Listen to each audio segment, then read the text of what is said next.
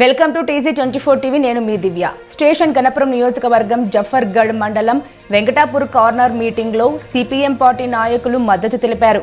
ఈ కార్యక్రమంలో కడియం శ్రీహరి మాట్లాడుతూ గణపురం నియోజకవర్గం అభివృద్ధి చేసింది నేనే, అభివృద్ధి అంటే కడియం అని చెప్పే శ్రీహరి కార్నర్ మీటింగ్లో 10 ఏళ్లుగా నియోజకవర్గం నిధులు లేక ఆగమయ్యింది అన్నారు. వర్ధనపేటలో రైతుల వద్ద పొలాలు లాక్కునే ద్రోహికి వర్ధనపేట రైతులు ఒక దెబ్బ కొడితే దిమ్మ తిరిగి అడ్డం పడ్డాడని, అలాంటి భూ కబ్జా కోరిని గెలిపిస్తే ఇబ్బందులు పాలవుతారని, ఇకపోతే కేసీఆర్ తిరుగుతున్నాడు, ఆయనతో అయ్యేదేమీ లేదు, పొయ్యేదేమీ లేదు, ఒరిగేదేమీ లేదు, జరిగేదేమీ లేదు అని అన్నారు. కడియం శ్రీహరి మాట్లాడుతూ పార్లమెంట్ ఎలక్షన్స్ మోడీ, సోనియా, రాహుల్ మధ్య జరిగే ఎలక్షన్లు, ప్రధాని 2016లో నోట్ల రద్దు కార్యక్రమాన్ని చేశారు. అత్యధిక జనాభా ఉన్న దేశం కాబట్టి 30 గుంటల భూమి అమ్ముకున్న అవ్వ మహబూబ్ నగర్ లో డబ్బుల దగ్గర పెట్టుకున్న ఆవిడ ఏమి చేయాలో అర్థం కాక మరణించిందన్నారు.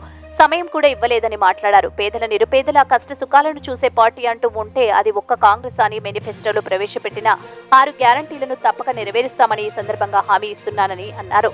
ఈ కార్యక్రమంలో జిల్లా నాయకులు, మండల నాయకులు, స్థానిక కార్యకర్తలు తదితరులు పాల్గొన్నారు.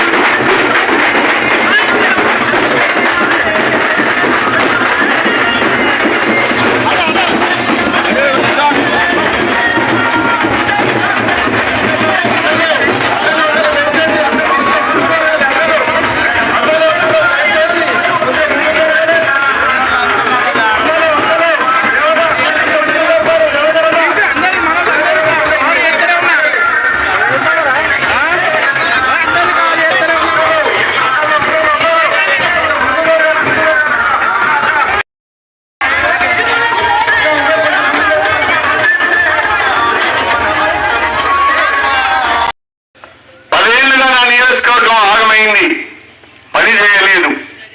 ఇప్పుడు నాకు నిధులు రావాలి. చాలా మాట్లాడినాను, చాలా చెప్పినా.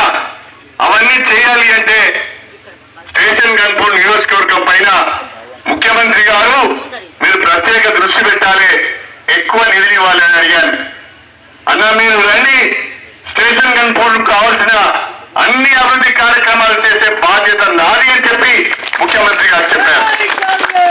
వారి మాట మేరకే, వారి హామీ మేరకే కొంత ఇబ్బంది అయినా, కొందరు నన్ను నానా రకాలుగా మాట్లాడినా నియోజకవర్గ అభివృద్ధి కొరకు, నియోజకవర్గ ప్రజల సమస్యల పరిష్కారం కొరకే నేను కాంగ్రెస్ పార్టీలోకి వచ్చాను అని చెప్పి నేను మీకు సవినయంగా తెలియజేసుకుంటున్నా.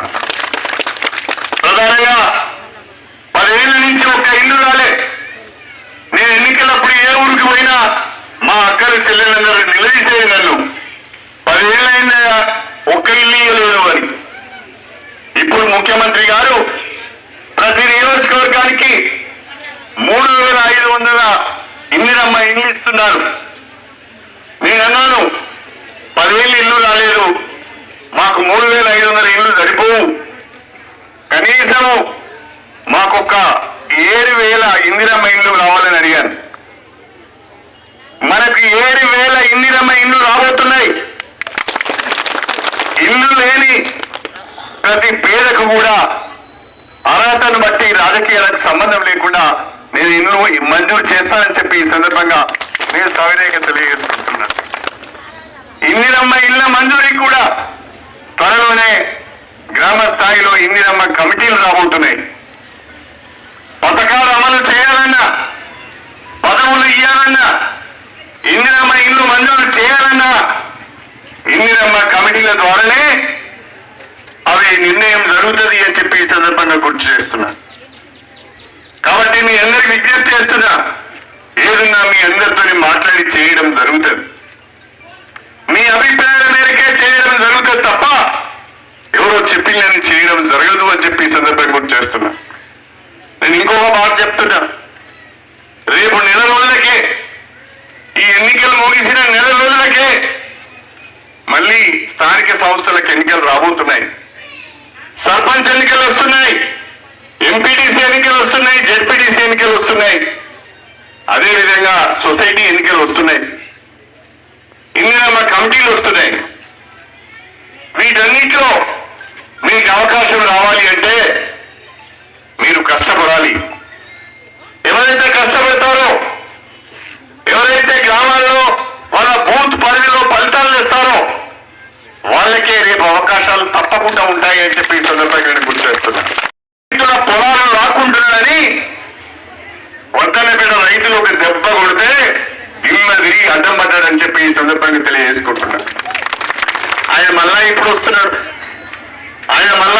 ఇప్పుడు ల్యాండ్ పూలింగ్ చేసి రైతుల భూములు లాక్కోవాలని ఆలోచన చేసి ఆ ఓనర్ వెంబడి భూములు కొన్నాడు. ఇప్పుడు మళ్ళా వస్తున్నాడు. అలాంటి వ్యక్తికి ఓటేస్తే మన పొలాలకు మన భూములకు భద్రత ఉండదు అని చెప్పి ఈ సందర్భంగా గుర్తు చేస్తాం. భూ కబ్జాదారునికి ఓటేస్తే ఇబ్బంది అవుతుందని ఆలోచించండి.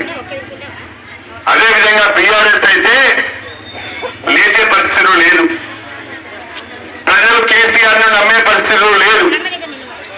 పాపం తిరుగుతున్నాడు కానీ ఏమి జరగడం లేదు, ఏమి ఒరగడం లేదు. దయచేసి మీరందరూ ఆలోచించండి. రేవంత్ రెడ్డి గారి నాయకత్వంలో 6 గ్యారంటీలను ఒక్కొక్కటిగా అమలు చేస్తున్నాం. మొన్న ముఖ్యమంత్రి గారు ఒక మాట చెప్పారు, 6 నూరైనా అటు సూర్యుడు ఇటు ఉదయించిన ఆగస్టు 15 లోపల రైతుల రుణమాఫీ చేస్తానని చెప్పిన వ్యక్తి రేవంత్ రెడ్డి గారు. 10 ఏళ్లలో నిర్మించని ఇందిరమ్మ ఇల్లు సంవత్సరానికి 3,500 చొప్పున ప్రతి పేరింటికి ఇల్లు కట్టిస్తానని చెప్పిన వ్యక్తి రేవంత్ రెడ్డి గారు. అదేవిధంగా ఏఐసిసి ఇచ్చిన మేనిఫెస్టోలో ప్రతి మహిళకు సంవత్సరానికి ₹1,00,000 ఆర్థిక సహాయం చేయబోతున్నామని చెప్పి ఈ సందర్భంగా నేను మీ అందరికీ సవినయంగా తెలియజేసుకుంటున్నా. వర్గంలో లేదు, ఆ పార్టీకి ఓటేస్తే ఒరిగేదేమీ లేదు, జరిగేదేమీ లేదు. దయచేసి మే 13న జరిగిన ఎన్నికల్లో మీరు చేతి గుర్తుకు ఓటేయాలని చెప్పి నేను కోరుతున్నా. చాలా సంతోషకరమైన విషయం ఏంటంటే రాష్ట్రంలో మన సిపిఎం పార్టీ, అదేవిధంగా సిపిఐ పార్టీ, తెలంగాణ జన సమితి, ఈ 3 పార్టీలు కూడా ఫార్వర్డ్ బ్లాక్, ఈ 4 పార్టీలు కూడా ఇవాళ కాంగ్రెస్ పార్టీకి మద్దతు తెలుపుతున్నాయి. అందుకనే తమ్ముడు ఈ రోజు మనతో పాటు డాష్ మీద ఉన్నారు. ఈ 4 పార్టీలు కూడా కాంగ్రెస్ పార్టీకి మద్దతు తెలుపుతున్నాయి. ఎందుకంటే బీజేపీని అడ్డుకోవాలి, బీజేపీ ఆగం చేస్తున్నది, పేద బ్రతుకులు ఆగం చేస్తున్న బీజేపీని అడ్డుకోవాలని ఇవాళ ఈ పార్టీలన్నీ కూడా కాంగ్రెస్ పార్టీకి మద్దతు తెలుపుతున్నాయి. ఎలక్షన్ లో భాగంగా వెంకటాపూర్ లో జరిగే ప్రోగ్రామ్ కు విచ్చేసినటువంటి మన ఎమ్మెల్యే గ్రామ పార్టీ అధ్యక్షులకు, మీడియా వాళ్ళకి, ఇక్కడికి వచ్చిన అనేక మంది మహిళలకు 2 చేతులు జోడించి నమస్కారాలు తెలియజేస్తున్నా. కొద్దిగా ఆలస్యమైంది, అందరు క్షమించాలని అడుగుతున్నా. మరి మిమ్మల్ని అందరం చూస్తుంటే మరొకసారి సంతోషంగా ఉంది. గర్నపల్లి వాళ్ళు కూడా ఇక్కడికే వచ్చారు, గర్నపల్లి వాళ్ళు వచ్చారు. మరి ఈరోజు జరిగే ఎలక్షన్లు మీకు తెలుసు, ఈరోజు భారతదేశం మొత్తం కూడా ఎలక్షన్ జరుగుతున్నాయి. ఇది మోడీకి, సోనియా గాంధీ, రాహుల్ గాంధీ మధ్యలో జరిగే ఎలక్షన్స్. 10 సంవత్సరాలు మోడీ ప్రైమ్ మినిస్టర్ ఉండి మనకు తెలుసు ఎలాంటి విషయాలు చేసిండో. మనకి 2016వ సంవత్సరంలో నోట్ల రద్దైన ఒక కార్యక్రమం చేసిండు. మరి ప్రపంచంలోనే అత్యధిక జనాభా ఉన్న మన దేశంలో మనం ఎక్కువ అంటే బ్యాంక్ అకౌంట్స్ కాకుండా డబ్బులు చెల్లమనే దేశం మనది. రాత్రి డబ్బులు చేంజ్ చేసి నీ చేతులున్న డబ్బులు చెల్లమని అందరిని భయపెట్టించిన వ్యక్తి అవునా కాదా చెప్పు? ఎంతమంది కష్టపడ్డాం ఆ రోజు పైసలు మరి ఒక ఆమె అయితే మేము విన్నాం, మహబూబ్నగర్లో చిన్నది అర్ధెకరం జాగా అమ్ముకొని పైసలు పెట్టుకుందంట. టీవీలో చూసింది ఇన్ని పైసలు చెల్లేయని, తెల్లారి వరకు గుండె వాళ్ళు తెచ్చిందని. ఒక్క రోజు 1 గంట కూడా టైం ఇవ్వకుండా నీ ఇంట్లో ఉన్న డబ్బులు చెల్లవని చెప్పి అంతకుముందే ఆయన కావలసిన వాళ్ళందరికీ